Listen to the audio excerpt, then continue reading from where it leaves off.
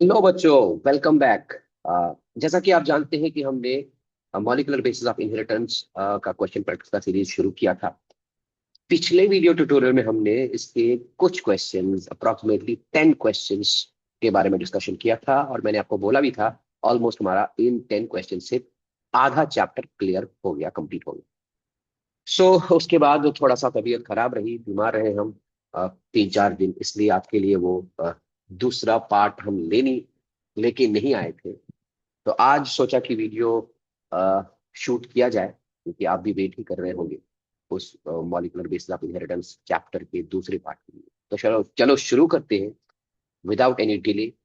Molecular basis of inheritance part 2, इसके भी हम ऑलमोस्ट 10 क्वेश्चन एक्सप्लेन करेंगे, जिनसे हमारा पूरा का पूरा चैप्टर कवर हो जाएगा। क्वेश्चन नंबर 11, 10 हमने पिछले वीडियो में किए हुए हैं। क्वेश्चन नंबर 11 ये रहा आपके साथ।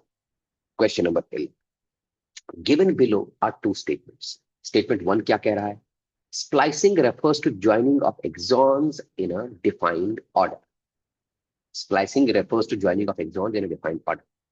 स्टेटमेंट 2 क्या कह रहा है? In capping an unusual nucleotide is added to 3 prime end of H N RNA. देखिए, स्प्लाइसिंग का मतलब क्या है जी? स्प्लाइसिंग के बारे में हल्का फुल्का हम बताएंगे, ज्यादा नहीं बताएंगे। सबसे पहली बात, स्प्लाइसिंग एक पोस्ट ट्रांसक्रिप्शनल मॉडिफिकेशन है। पोस्ट जो ट्रांसक्रिप्शन के बाद होती है, पोस्ट ट्रांसक्रिप्शनल मॉडिफिकेशन, और ये होती है ओनली इन यूकैरियोट्स। प्रोकैरियोट्स में नहीं होती। होती कहां पर है? ये होती है इनसाइड द न्यूक्लियस। एंड इस मॉडिफिकेशन में होता क्या है आपको पता होगा। ट्रांसक्रिप्शन यूकैरियोट्स में जब होती है, तो यूकैरियोटिक ट्रांसक्रिप्शन में जो आरएनए बनता है, उस आरएनए में कोडिंग सीक्वेंसेस के बीच में नॉन कोडिंग सीक्वेंसेस होते हैं। अगर ये आरएनए का 5 प्राइम एंड है, ये आरएनए का 3 प्राइम एंड है, बीच बीच में नॉन कोडिंग सीक्वेंसेस रहेंगे। इन नॉन कोडिंग सीक्वेंसेस को हम इंट्रॉन्स बोलते हैं। मान लीजिए ये इंट्रॉन रहा, इंट्रॉन है ये, इंट्रॉन है। और इंट्रॉन्स के बीच बीच में कोडिंग सीक्वेंसेस रहते हैं, कोडिंग फ्रैगमेंट्स रहते हैं, जिनको हम एक्सॉन्स बोलते हैं, राइट। तो ये ग्रीन वाला मैंने एक्सॉन दिखाया, एक्सॉन है ये, एक्सॉन एंड एक्सॉन। ऐसे अगर ये एमआरएनए ट्रांसलेशन के लिए चला गया, तो ट्रांसलेशन प्रोसेस में काफी कॉम्प्लिकेशन होगी। होगा ही नहीं ट्रांसलेशन प्रोसेस, क्योंकि ये non coding sequence introns present है। Therefore it is necessary for the cell to remove these introns. इन इंट्रॉन्स को रिमूव किया जाता है सेल के मैकेनिज्म के द्वारा। एंड बाकी बचे एक्सॉन्स को बाकी बचे एक्सॉन्स को ज्वाइन किया जाता है। जैसे ये रहा एक्सॉन, बीच का इंट्रॉन रिमूव हुआ, ये रहा एक्सॉन, बीच का इंट्रॉन रिमूव हुआ, ये रहा एक्सॉन, और ये रहा axon. Then in axonic fragments को लाइगेट किया जाता है।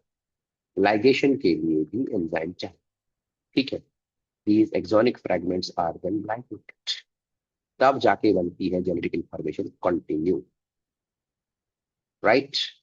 और ये रिमूव हुए यहां से एक्सॉन्स, सॉरी, इंट्रॉन्स। तो इंट्रॉन्स का रिमूव होना, बाकी बचे एक्सॉन्स को एक साथ जोड़ना to produce a continuous genetic information is known as splicing. वही यहां पर लिखा है, splicing refers to the joining of exons, exactly, yes, in a defined order. तो मेरे हिसाब से statement number 2 correct, sorry, statement number 1, ये स्टेटमेंट करेक्ट। ठीक है जी, चलते हैं स्टेटमेंट नंबर 2 के पास। In capping an unusual nucleotide is added to stranded. Again यहां पर दिक्कत है। देखिए, कैपिंग भी एक पोस्ट ट्रांसक्रिप्शनल मॉडिफिकेशन है। जो आरएनए पहले बना ट्रांसक्रिप्शन में, ये यूकैरियोट्स में एच एन आरएनए कहलाता है। इसी एच एन आरएनए में स्प्लाइसिंग भी होती है, कैपिंग भी होती है, टेलिंग भी होती है। स्प्लाइसिंग तो मैंने आपको समझा दिया। कैपिंग का मतलब इसके 5 प्राइम एंड पे, याद रखिएगा, 5 प्राइम एंड, 5 प्राइम एंड पे एक अनयूजुअल न्यूक्लियोटाइड ऐड होता है। इस अनयूजुअल न्यूक्लियोटाइड को बोलते हैं 7 methyl guanosine triphosphate. 7 methyl guanosine triphosphate, 7 methyl guanosine triphosphate, यही अनयूजुअल न्यूक्लियोटाइड एक्ट करता है एज अ कैप, उसको एक्सोन्यूक्लियस अटैक से बचाता है फ्रॉम 5' एंड। एंड 3' एंड पे पॉली ए टेल ऐड होती है। खैर हमारे क्वेश्चन में पॉली ए टेल की बात नहीं की जा रही, हमारे क्वेश्चन में बात की जा रही है कैप की। और कैप ऐड हुआ 5' एंड पे। आप देखिए इसने स्टेटमेंट में 3' एंड लिखा है, देयरफॉर ये स्टेटमेंट करेक्ट नहीं हुआ, ये स्टेटमेंट रॉन्ग हुआ। तो इस क्वेश्चन का आंसर क्या आएगा? Statement 1 is correct and statement 2 is incorrect. Answer of the question will be option 2। I hope आपको इस क्वेश्चन को करने में मजा आया होगा। चलिए मेरे साथ अपने दूसरे क्वेश्चन की तरफ, यानी क्वेश्चन नंबर 12, जो कि हमारे अगले पेज पे होगा। अगले पेज पे हम क्वेश्चन नंबर 12 को करें। क्या क्या हो गया जी? Just a minute. अगले पेज पे हमारा क्वेश्चन नंबर 12 वेट कर रहा। आज के वीडियो ट्यूटोरियल का question number 2, in total question number 12। Okay, ये रहा क्वेश्चन नंबर 12। अगेन बेटा statement based question, statement based question again है। बड़ा अच्छा क्वेश्चन ये भी है। देखिए स्टेटमेंट 1 क्या है? Split gene arrangement represent probably an ancient feature of genome। NCERT का लाइन प्ले। ये स्प्लिट जीन अरेंजमेंट क्या है? देखिए, अगर हम एक जीन को ड्रॉ करें, जीन को ड्रॉ करें, जीन माने डीएनए, ये रहा 5' एंड टेम्पलेट स्ट्रैंड, ये रहा 3' एंड 5' एंड, ये रही कोडिंग स्ट्रैंड और नॉन टेम्पलेट स्ट्रैंड। तो यहां से लेके यहां तक एक स्ट्रक्चरल जीन मान लेते हैं। इस स्ट्रक्चरल जीन में जेनेटिक इंफॉर्मेशन फ्रेगमेंटेड होगी in the form of coding and non coding sequences. अभी मैंने आपको कहा कोडिंग सीक्वेंसेस को हम बोलते हैं exons, exons, exons. And non coding sequences को हम बोलते हैं इंट्रॉन्स, इंट्रॉन्स, इंट्रॉन्स। तो ये यहां से यहां तक जो जीन है, इसमें जेनेटिक इंफॉर्मेशन स्प्लिट मैनर में है। That is why it is known as split gene. And this split gene is a characteristic feature of eukaryotes. आपके एनसीईआरटी बुक में लिखा है split gene arrangement represents what? Split gene arrangement represents probably an ancient feature of, exact, जो living organisms, ancient organisms थे, उनके genome में jeans ऐसे ही होते थे, इररेस्पेक्टिव ऑफ द फैक्ट कि वो प्रोकैरियोट्स थे या यूकैरियोट्स थे। तो ये स्टेटमेंट बिल्कुल correct. Then process of splicing represents the dominance of RNA world. आज हम देखते हैं, अभी मैंने पिछले क्वेश्चन में आपको बता भी दिया, इंट्रॉन्स को रिमूव किया जाता है, बाद में एक्सॉन्स को लाइगेट किया जाता है by means of mechanism, the mechanism known as splicing. इस मैकेनिज्म को कैटलाइज करने में एक एंजाइम मशीनरी की जरूरत पड़ती है, उस एंजाइम मशीनरी को बोलते हैं स्प्लाइसियोसोम। इस एंजाइम मशीनरी में बहुत सारे कैटालिटिक आरएनएस, बहुत सारे प्रोटीन्स वगैरह यूज होते हैं। तो स्प्लाइसिंग क्या दर्शाता है? It represents dominance of RNA world. Exactly, of course, क्योंकि आरएनए की मदद से ही ये स्प्लाइसिंग होती है। दोनों स्टेटमेंट्स करेक्ट। इस हिसाब से इस क्वेश्चन का आंसर हुआ ऑप्शन 4। चलते हैं अपने नेक्स्ट क्वेश्चन की, चलते हैं अपने नेक्स्ट क्वेश्चन की। नेक्स्ट क्वेश्चन हमारा अगले पेज पे वेट कर रहा है। That will be question number 13। Question number 13। चलिए, ये रहा हमारा क्वेश्चन नंबर 13। क्या कह रहा है question number 13? Again statement based question. Statement based question बढ़िया क्वेश्चन होते, ठीक है। देखिए, process of translation is easy to conceptualize on the basis of complementarity। Translation process क्या है? ट्रांसलेशन प्रोसेस मतलब जो हमारे आरएनए में जेनेटिक इंफॉर्मेशन आई है, ये रहा 5' एंड आरएनए का, ये रहा 3' एंड। स्टार्टिंग में होगा codon which is known as AUG, AUG is the initiating codon. Last में हुआ स्टॉप कोडॉन। स्टॉप कोडॉन 3 हो सकते हैं, यूएए, यूएजी एंड यूजीए। बीच में जो ये series of codons है, these series of codons will code for different amino acids। हर कोडॉन एक अमाइनो एसिड को कोड करेगा। तो स्टेटमेंट क्या कह रहा है? Process of translation is easy to conceptualise on the basis of complementarity. हर कोडॉन एक अमाइनो एसिड को कोड करेगा, देन वो अमाइनो एसिड्स ज्वाइन हो जाएंगे, ज्वाइन होने के बाद पॉलीपेप्टाइड चेन बनाएंगे, तो होगी प्रोसेस ऑफ ट्रांसलेशन। क्या ट्रांसलेशन प्रोसेस को हम कंसेप्चुअलाइज कर सकते हैं on the basis of complementarity? तो ये बोल रहा है क्या, जिस तरह रेप्लिकेशन प्रोसेस में रूल ऑफ कॉम्प्लीमेंटैरिटी फॉलो होता है, जिस तरह ट्रांसक्रिप्शन प्रोसेस में रूल ऑफ कॉम्प्लीमेंटैरिटी फॉलो होता है, क्या यहां भी रूल ऑफ कॉम्प्लीमेंटैरिटी फॉलो होता है? बिल्कुल नहीं, क्योंकि कोडॉन या आरएनए और अमाइनो एसिड के बीच में कोई भी कॉम्प्लीमेंटैरिटी रिलेशनशिप नहीं, देयर इज नो कॉम्प्लीमेंटैरिटी। सो यहां पर हम कंसेप्चुअलाइज नहीं कर सकते ऑन द बेसिस ऑफ कॉम्प्लीमेंटैरिटी। तो इस हिसाब से ये स्टेटमेंट वन हो गया, स्टेटमेंट वन हो गया इनकरेक्ट।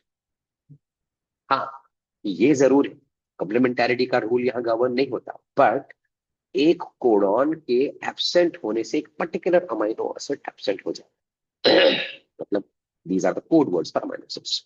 स्टेटमेंट टू देखिए, Nirenberg cell free system for protein synthesis finally help the code to be deciphered. बिल्कुल, जेनेटिक कोड को डिसिफर करने के लिए तीन साइंटिस्ट का नाम आपको याद रखना पड़ेगा। एक थे मार्शल नायरनबर्ग, दूसरे थे हार्गोविन खोराना, तीसरे थे Severo Ochoa, he was a French scientist. इन तीनों ने बहुत ही बड़ा योगदान दिया है जेनेटिक कोड को डिसिफर करने में। नायरनबर्ग का नाम यहाँ दिया गया है, ये एनसीईआरटी का ही स्टेटमेंट है, बिल्कुल करेक्ट है। तो इस हिसाब से statement number one is incorrect and statement number two is correct. तो answer of the question will be option third. चलते हैं बेटा अपने अगले सवाल की तरफ। हमारा अगला सवाल ये रहा, this is our next question, question number 14। Question number 14 statement question है अगेन। क्या क्वेश्चन क्या है देख, क्वेश्चन ये है, यूनिबोलर two statements, genetic code is nearly universal. क्या जेनेटिक कोड नियरली यूनिवर्सल है? Exactly, of course. यूनिवर्सल का मतलब क्या है? एक कोडॉन जिस अमाइनो एसिड को एनिमल में कोड कर रहा है, सेम अमाइनो एसिड को ये कोडॉन प्लांट्स में भी कोड कर रहा है। सेम अमाइनो एसिड में ये कोई सेम अमाइनो एसिड इसी कोडॉन से कोड होता है in bacteria as well. That's the case of universality of genetic code. तो ये नियरली यूनिवर्सल है ऑलमोस्ट, इसमें लगभग लगभग कोई भी एक्सेप्शन नहीं। तो ये स्टेटमेंट मेरे हिसाब से करेक्ट। स्टेटमेंट टू देखिए, AUG codes for methionine, yes, AUG initiating codon कहलाता है और ये हमेशा मिथ्योनिन को ही कोड करेगा। And it also acts as a stop codon, बिल्कुल भी नहीं, एयूजी स्टॉप कोडॉन हो ही नहीं सकता। स्टॉप कोडॉन्स बेटा तीन है, क्या क्या? U A, U A G and UGA. These are the three stop codons. So statement one is correct and statement two is incorrect. Statement one is correct and statement two is incorrect. Answer of the question will be option two. चलते हैं अपने अगले सवाल। That will be question number 15. Question number 15. चलिए question number 15 थोड़ा सा explain करते हैं। Question number 15 statement based question again. Number one statement, mutations may result in loss or gain of a gene. Mutations may result in loss or gain of a gene, of course. किसी gene का अगर mutation हो गया, उससे gene पूरा का पूरा loss भी हो सकता है, या एक जीन ऐड भी हो सकता है। दूसरा statement, amino acids have no structural specialities to read the genetic code. हाँ, अमाइनो एसिड्स के पास स्ट्रक्चरल स्पेशलिटी नहीं है कि वो जेनेटिक कोड को रीड करें। हाँ, जेनेटिक कोड को रीड करने के लिए एक स्पेशल टाइप का आरएनए होता है जिसको हम बोलते हैं transfer RNA. Transfer RNA genetic code को रीड करता है। ट्रांसफर आरएनए के ऊपर amino acid, specific amino acid, cognate amino acid attach होता है after reading the genetic code. तो ये स्टेटमेंट मेरे हिसाब से amino acids have no structural specialities to read the genetic code, बिल्कुल करेक्ट। तो आई थिंक इस क्वेश्चन नंबर 15 का आंसर ऑप्शन 4 ही होना चाहिए। क्वेश्चन नंबर 15 का आंसर ऑप्शन 4, स्टेटमेंट 1 और स्टेटमेंट 2 आर करेक्ट। होपफुली आपको अच्छा लग रहा होगा, ये मजा आ रहा होगा आपको। अगर मजा आ रहा है, अच्छा लग रहा है, तो जल्दी से जल्दी लाइक कीजिए, शेयर कीजिए। चलते हैं अपने अगले क्वेश्चन। हमारा अगला क्वेश्चन होगा क्वेश्चन नंबर 16 हो गया, 14 हो गया, 15 हो गया, क्वेश्चन नंबर 60। क्वेश्चन नंबर 60 देखिए बेटा, क्वेश्चन नंबर 16 क्या बोलता है। अगेन दो स्टेटमेंट दिए हैं, हमको बोलना है कौन कौन सा स्टेटमेंट करेक्ट है या incorrect. Secondary structure of tRNA has been depicted that looks like a clover leaf. Yes, tRNA का सेकेंडरी स्ट्रक्चर क्लोवर लीफ के जैसा है। अब ये क्लोवर लीफ क्या है, ड्रॉ करते हो, ऐसा होता है secondary structure of tRNA। Just moment, मुझे ड्रॉ कर दीजिए।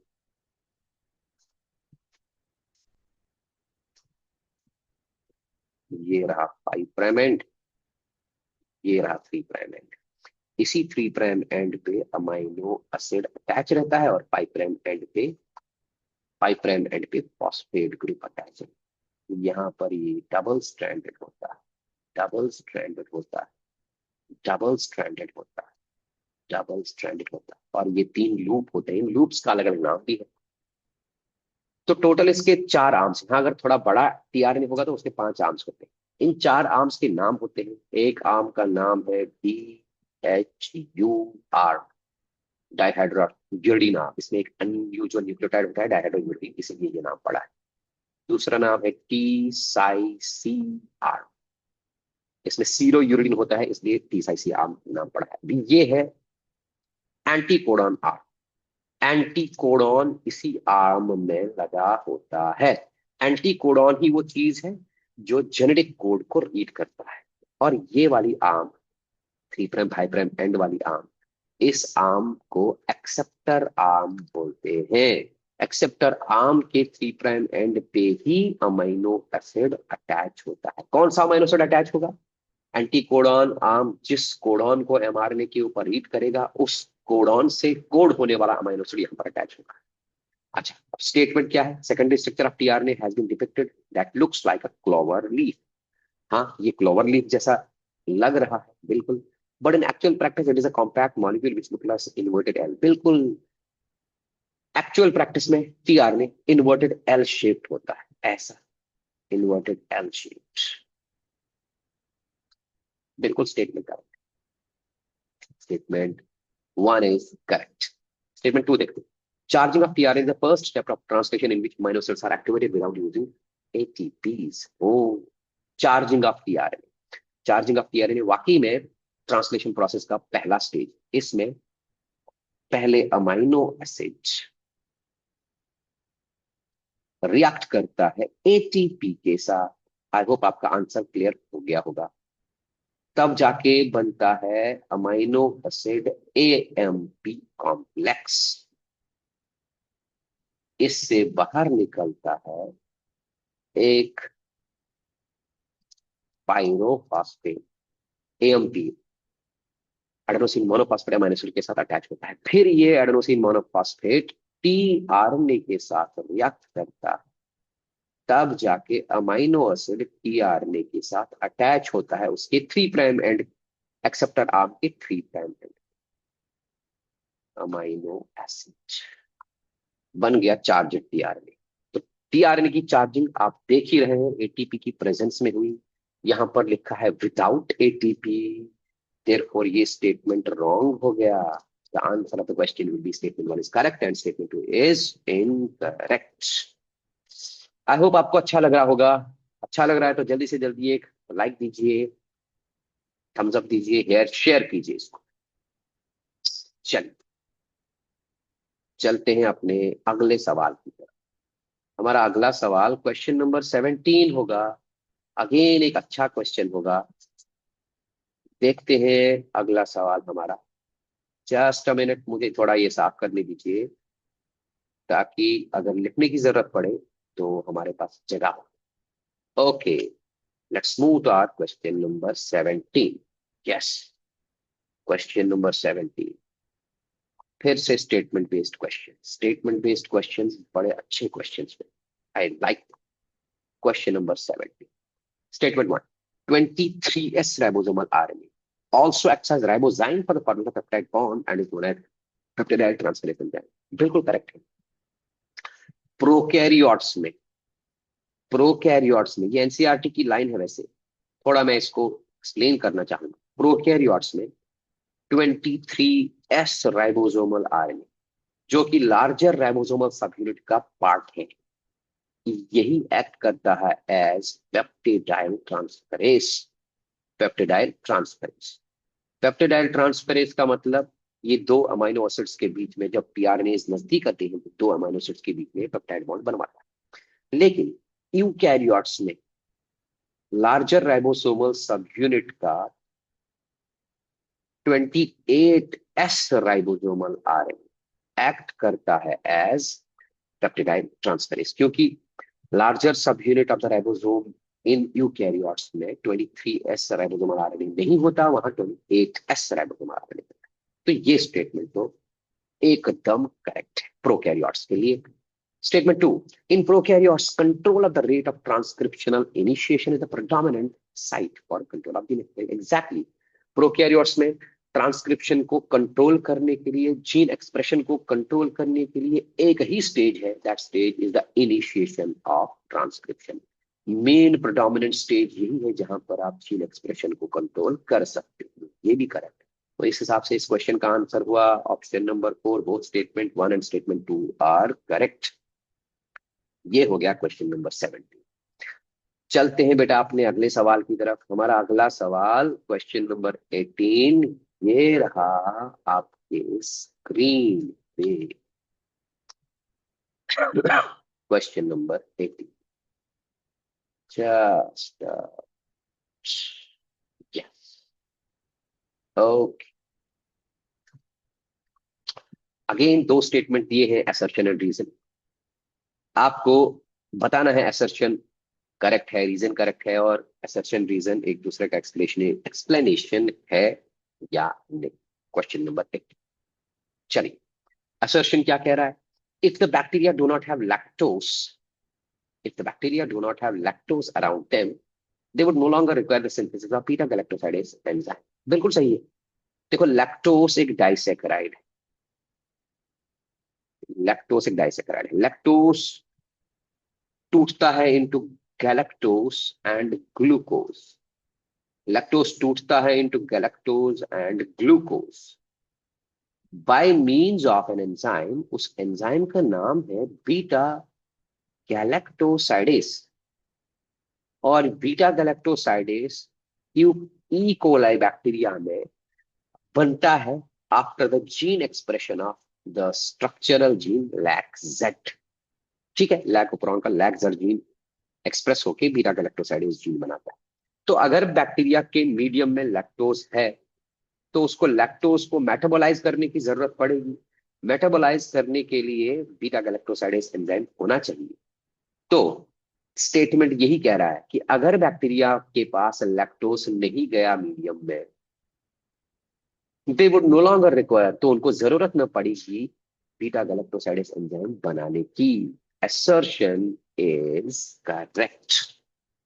रीजन पे जाए।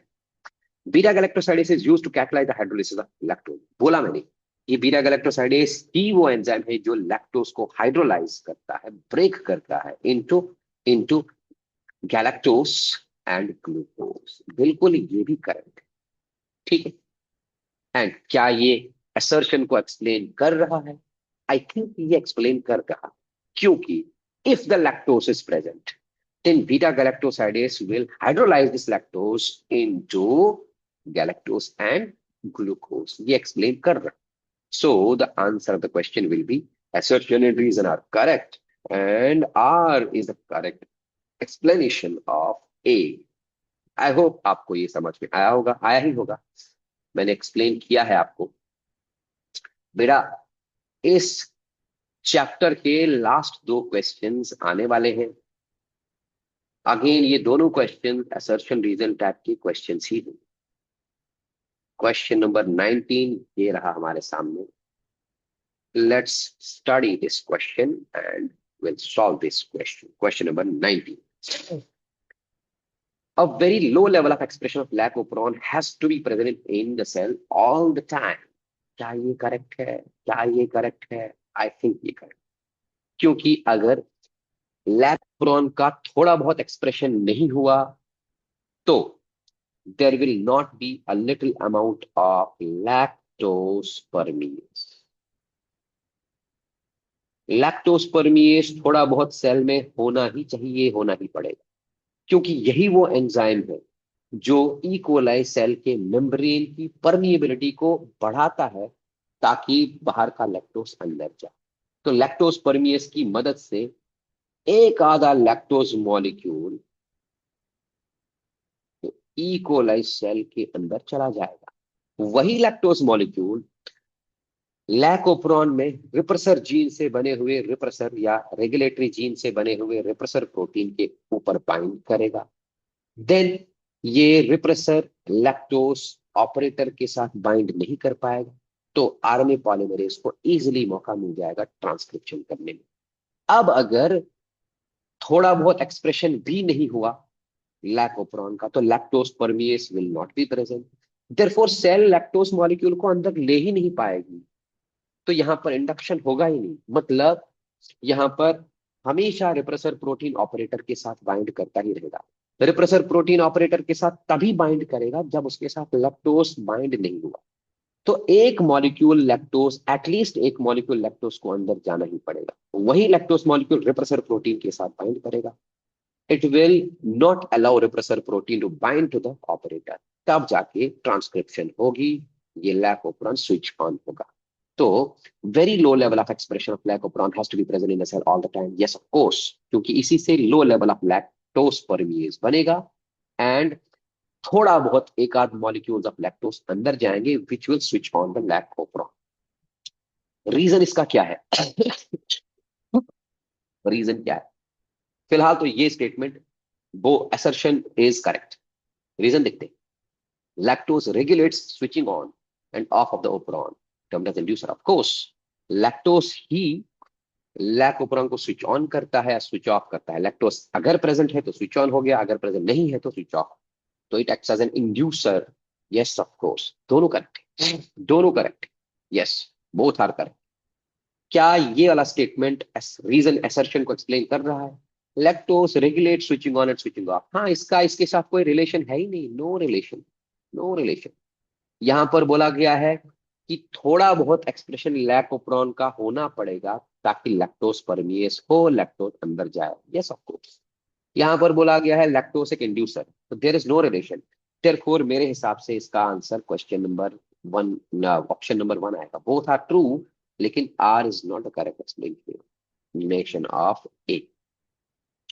चलते हैं बेटा अपने इस चैप्टर के लास्ट क्वेश्चन पे।